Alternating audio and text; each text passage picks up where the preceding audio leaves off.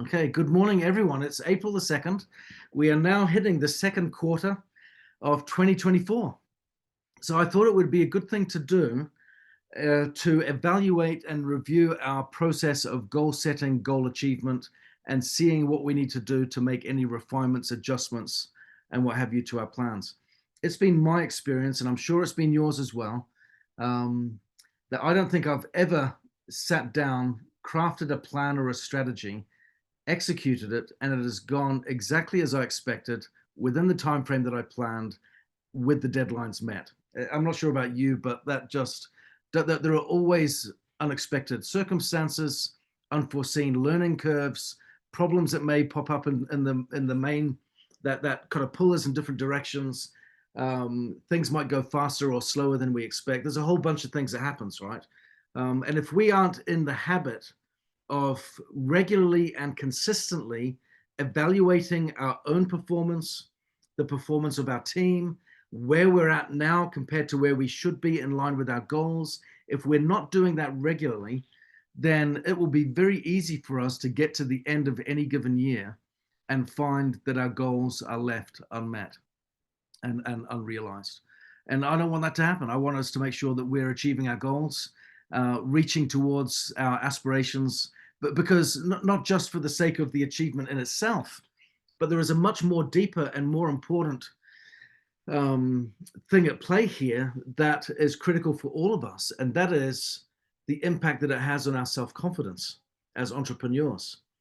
If I can evaluate my performance and make adjustments along the way, I'm going to have a better chance of seeing small wins along the road and a better chance of the big win at the end. If I'm not seeing that, then over time, I'm going to get disheartened, discouraged, fatigued, fed up, frustrated, and all of these other emotions. And what typically happens when that occurs? It's my goals, it's my activity, it's my business. Where does the buck stop? With me, right? So then we start to challenge ourselves, don't we? And then say, maybe I'm not doing good enough. Maybe I'm not setting the right goals. Maybe I don't have the skills that I should have. And we can then end up questioning versus pivoting and adapting and responding. So with that being said, my first kind of call to action today is for each of us to set aside some time within the next couple of days, ideally, but certainly within the next week at the most, to evaluate what were my goals come January 1st of 2024. What were my expectations of what I was wanting to achieve this year? Have I broken it down into measurable milestones and key indicators? This is one of the things that I love about NECAN, is the way that our compensation plan works, where we have key indicators and milestones to celebrate that show us that we're on the right path. Typically, that's in the form of a rank advancement. That's typically where that comes through in the most visible way. But there are certainly smaller wins that we can see as we're journeying towards our rank advancements or our income milestones or goals that we're working towards. Some of these may be, am I achieving the right amount of presentations in a given week? Am I speaking to the right amount of people in any given day? Am I having the right number of ABCs? Am I adding people to my contact list on a daily basis as I promised myself? What are my daily activities, my daily method of operation? Am I consistent with it? Is my consistency the right amount of consistency or the right volume of work, or does it need to change a little bit? This is one of the good things about the evaluation process that we're going through now, is as we stop now and evaluate for just a little while how I'm performing and where I'm at in terms of where I should be at with my goals. One of the things that it starts to teach us is the volume of work that I'm putting in commensurate to the type of outcome that I'm expecting? And one way to evaluate that really is the results, right? So sometimes it might be, yes, I'm getting the right results and I'm on track, which is great.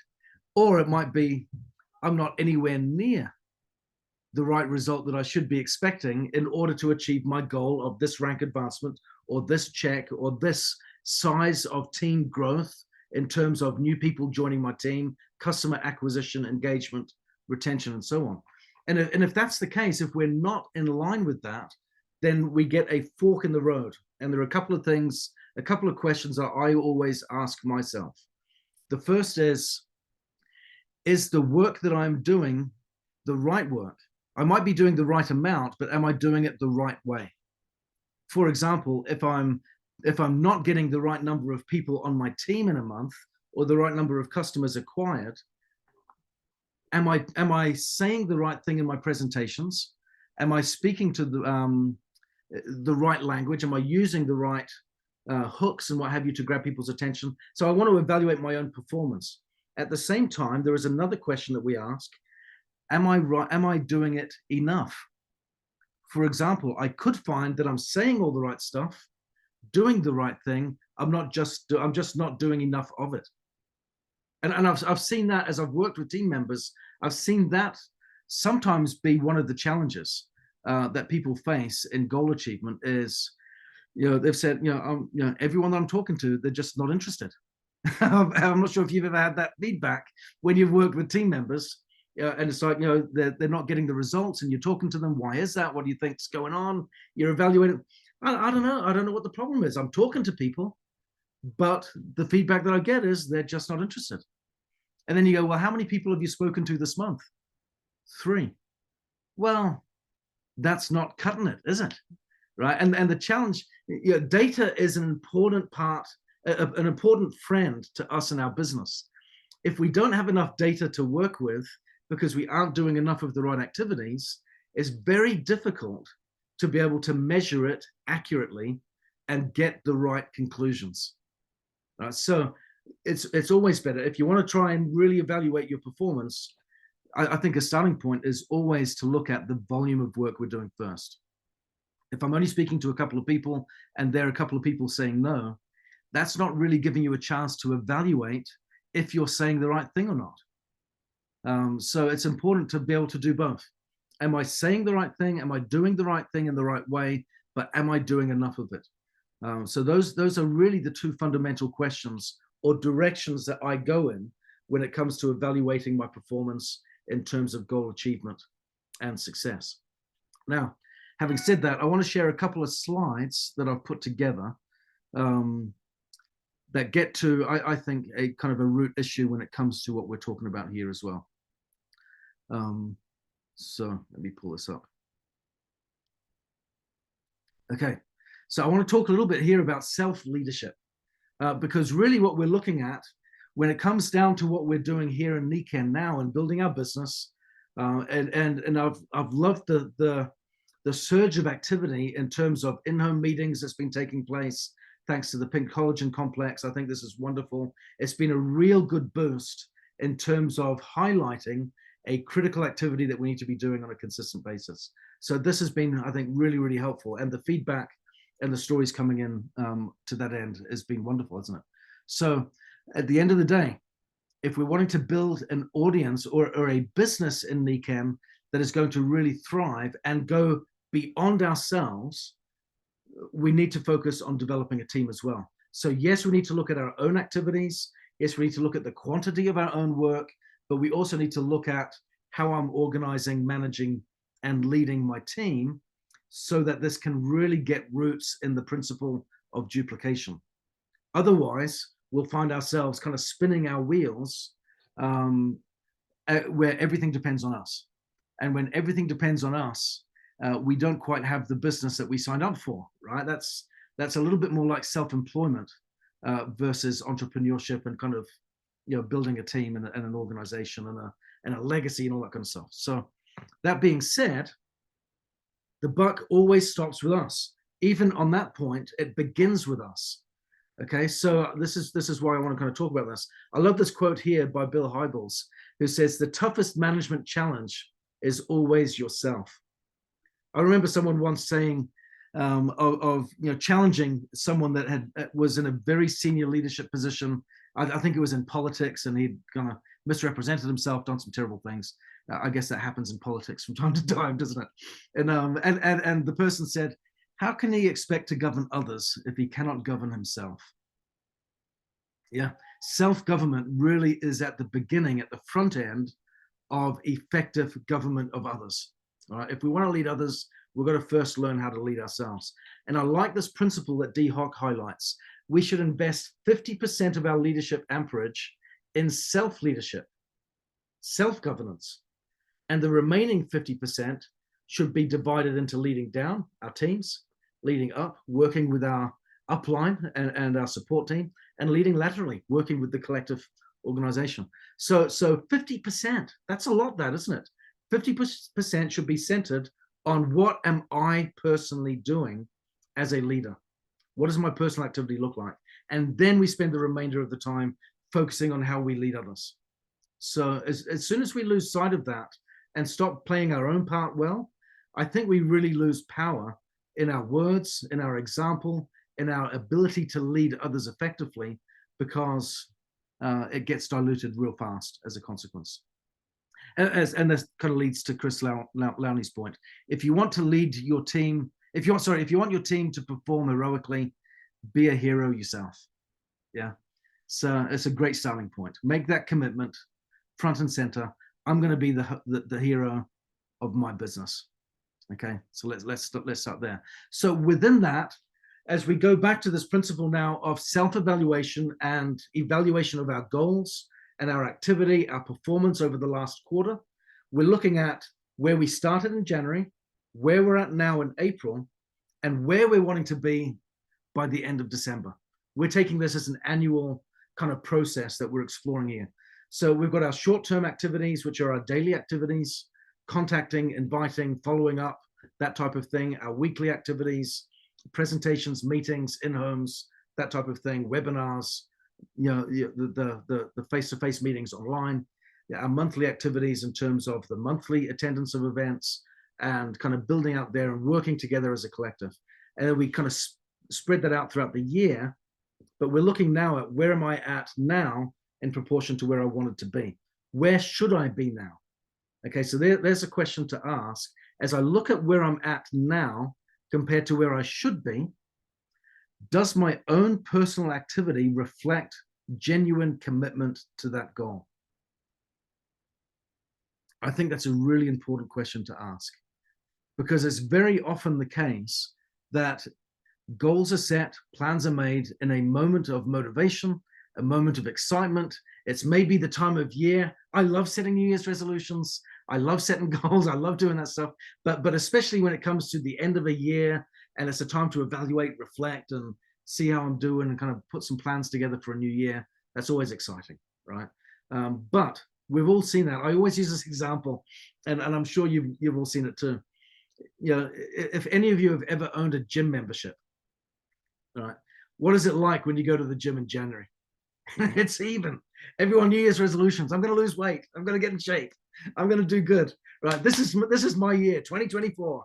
This is when it's going to be. And there's all that excitement around it, right? At the beginning of the year, you get a few months in, and what does it look like? You know, now you're not suddenly having to hang around waiting for some equipment because there's a line of people waiting to use it because it's all so busy. People are flagging. People are falling behind. They're not keeping their goals. The emotion of the decision is kind of falling apart. And that's something that my wife has said frequently in her definition of good character. What is it she says? Character is the ability to carry out a decision long after the emotion of the decision has passed. Yeah. And I think that really relates to goals as well. Yeah. When it comes to setting goals, we maybe attend a master day, a Seiko Kai, we get pumped, we're inspired, we get together with our friends, we motivate each other, we lift each other up. But the bulk of the work, the real challenge, is in the day-to-day activity where it's just the grind, right? How committed am I in those moments? So a friend of mine a number of years ago, he had a 3-year-old son at the time who developed leukemia, and it was heartbreaking. The doctors were like, I've never seen a child so sick, and survive in all my life. It was a miracle that he was alive, but it was by the skin of his teeth, and he limped on for a long time. He's better now, thankfully, as a quick end to that story.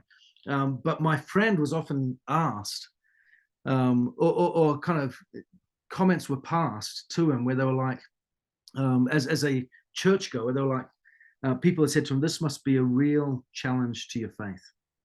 You know, that your little boy, 3 years old, has got cancer, and this is heartbreaking. It's a tragedy. This must be a real challenge to your faith."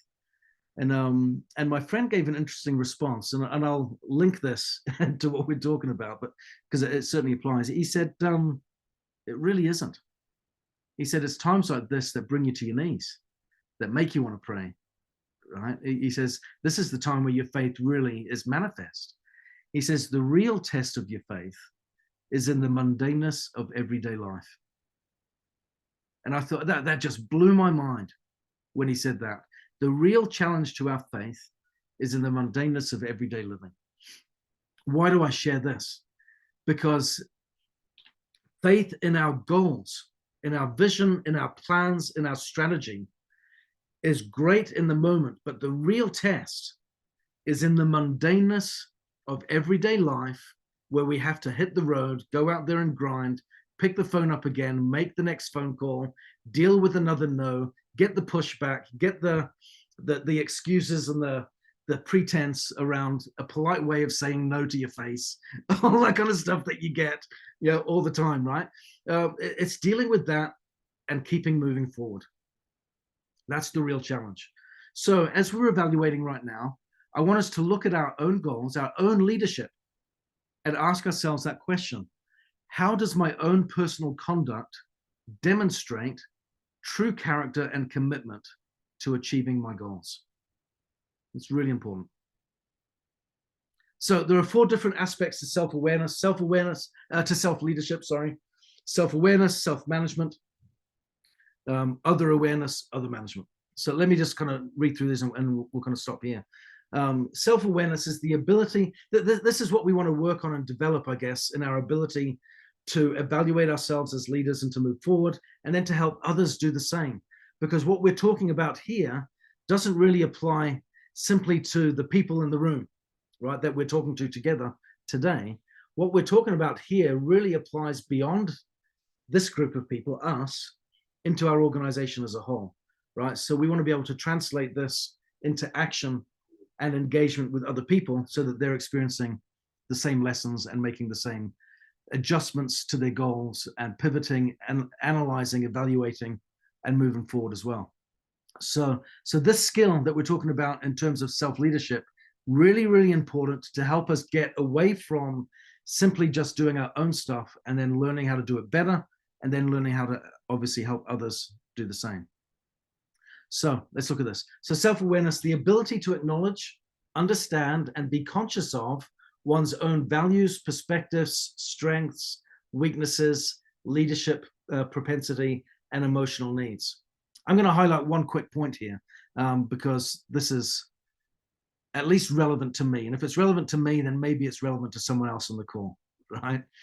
When I look at self-awareness and my need to evaluate myself, I have been guilty too many times of being able to evaluate effectively my weaknesses, but not too hot on evaluating and recognizing my strengths, right? I'm not sure if any of you relate to that, but it's really important for the virtue of this whole process to be thorough. And to be thorough and complete means we need to look at not just our values and our standards, our perspectives, our weaknesses, but also our strengths. What am I bringing to the table that is good? Okay, we all know what we need to work on, and we get a feel for that pretty quick when we have these moments of self-evaluation, right? But it's really important to do the other part too, and recognize and acknowledge our strengths and build that into our plan and our strategy. We can do that humbly. We don't have to worry about having an ego when we do that. It's good to acknowledge our strengths and to have a proper perspective holistically as to what we bring to the table. Self-management, the ability to nurture and harness one's own passions, abilities, emotions, and leadership capacity in decision-making. That's really important, because much of what we achieve in terms of goal achievement and kind of these milestones that we're talking about really comes down to choices. It becomes a choice at the end of the day to pick up the phone. We can set that as a goal, but if we're going to achieve it, we've got to do it. And to do it, we first need to make a decision, right? And that decision is fueled by our emotions, our beliefs about ourselves, our passion, our feelings, and again, that, you know, that challenging word, character. And yeah, our ability to carry something out long after the emotion of the decision has passed. Okay, now we move on to other awareness and other management. Other awareness, the ability to acknowledge and recognize the passions, gifting, strengths, weaknesses, and potential and needs of others. I love that. And that, I think, is a fruit of self-awareness. I believe when I become more self-aware, I become more sensitive to others. And certainly when I approach that with humility and with self-respect, with self-compassion, with self-care, with all of those virtuous, self-loving emotions, when I can approach and evaluate myself well, see my own strengths and weaknesses for what they are, then I start to appreciate the value of others, see what their needs are, see how they're feeling about things, and really, really value their contribution as a team member. So that's really important. So that's my perspective. It seems to me that awareness of others seems to be the birth child of self-awareness, and it comes from that space. So that really shows, if I want to be great at leading others, boy, do I need to get my head around leading myself first. And that really means a lot of self-love as well as self-evaluation. Yeah. So other management, the ability to grow and motivate other people to develop their potential and to fulfill the organization's objectives.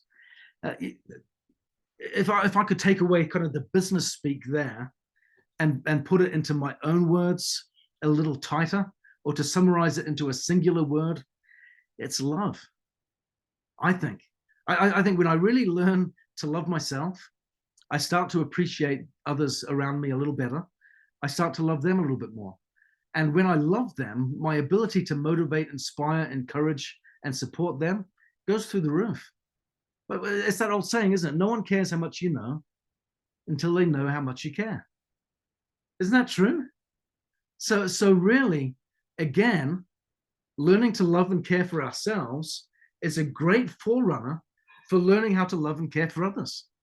We test ourselves and test these skills on ourselves, but it really comes into fruition with a wonderful bonus, I think, of our capacity to love others is increased as a consequence.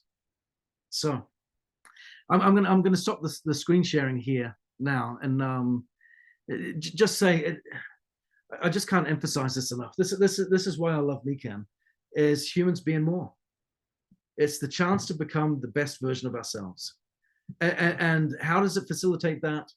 By giving us a track to run on that challenges us, that tests us. If there's anything that I've learned in entrepreneurship, it's that it's hard. It's not easy. When it feels easy the day you start, right? But beyond that, that quickly crumbles pretty fast, doesn't it? It is hard graft. It is not easy. It is filled with self-doubt, self-criticism, self-judgment. It comes with all, you know, criticism from others and from every angle. And boy, you got to stand your ground and believe it and hold fast and stand true and all that kind of stuff. And where does that all begin? Loving ourselves. And as we learn to do that well, and like I said, do it completely, evaluate our weaknesses, but also and embrace them so that we can respond and turn those weaknesses into strengths. But at the same time, love and be grateful for your strengths. Be thankful for them, acknowledge them, own them. It's part of what makes you you. And I think it's really important to own that, to love it, to be grateful for it. It brings happiness, it brings peace of mind, it brings confidence, and it brings assurance that you can do this and get the job done. And the more we do that, and the more we start with us in all of those positive, wonderful ways, the more that feeds out into our organization and our ability to positively influence others. Why? Because as a byproduct of truly, wholeheartedly, honestly, sincerely, authentically loving ourselves, we can't help but love others too. because all of a sudden we have a sympathy for their journey because we're owning our own. We understand the struggles and the trials and the difficulties and all of that. And our heart goes out after them. We want to help them. We know, and I think that's one of the reasons that we have challenges, is when we lean into it, when we learn how to recover and heal from the suffering and pain that we experience, our task then is to help someone else to get through it and to learn from it too, right? And I think that's what Nikken is really all about. Master yourself first, and then with love, go out and help others do the same. Yeah. And so at the heart of this, I go, what a great opportunity it is, come the beginning of a new quarter, to take a gut check, to stop, to pause, and to evaluate how we're getting on. Because it's a time and an opportunity for us to grow in love. And I think that's awesome, right? Because I don't know about you, but that's the greatest emotion on the planet. I can't think of one that is better, right? And so I'd like to have as much of that as possible. And the way to do that is doing what we're doing right now. And we do it in a business context here, but at the real root of it all, it comes down to how we govern ourselves as a critical starting point. So I hope this has been helpful. I encourage you to get with your team members, encourage them to do the same. How are you doing now compared to how you started out at the beginning of the year? Let's do a gut check. Let's do this positively. Let's be optimistic and bright and vibrant and confident. Make the changes that we need to make, pivot, adapt, adjust, make those small changes, because small changes repeated over time will give you a better chance of meeting your long-term goals than getting there at the end of the year and finding you've got a momentous amount of change to do in order to reach next year's goals instead, right? It's a better way to do it. So, and you'll feel better as a result, like I said. So thank you all so much for joining us on the call today. I hope this has been helpful.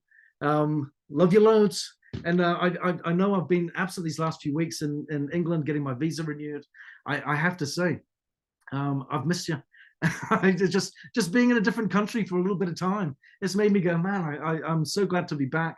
I can't wait for the end of the month to get out there to Atlanta, to be at the HBM and to have some more Nikken hugs and be with more people, because this is just awesome. It's a great place to be. So thank you all so much. Love you loads, and we'll speak to you soon. Hey, I'm so excited, Ben. I'm excited you're coming to Atlanta. I didn't know if you'd be able to do that yet with all the weddings. I know, yeah. My last wedding, I have to admit, I realized this the other day. I've got a wedding this Saturday and I've got a wedding next Friday. So we're slammed all the way through the month. I was so focused on the weddings that I forgot to acknowledge that it's actually my son's birthday on the 25th. So I'm actually going to be away for my son's birthday. I completely forgot, bless his heart. We're going to have to celebrate before we go. So we'll pick another day to celebrate his birthday. But yeah, we'll be there for it. So I'm looking forward to it. Well, Ben, that could mean double the money. Absolutely. Absolutely. Double the gifts, double the money. I think you'd go for it and be absolutely fine. Yeah, absolutely. Absolutely. Cool. Well, we'll see you all very soon, and take care. Thank you. See ya. Thank Bye. you. Bye.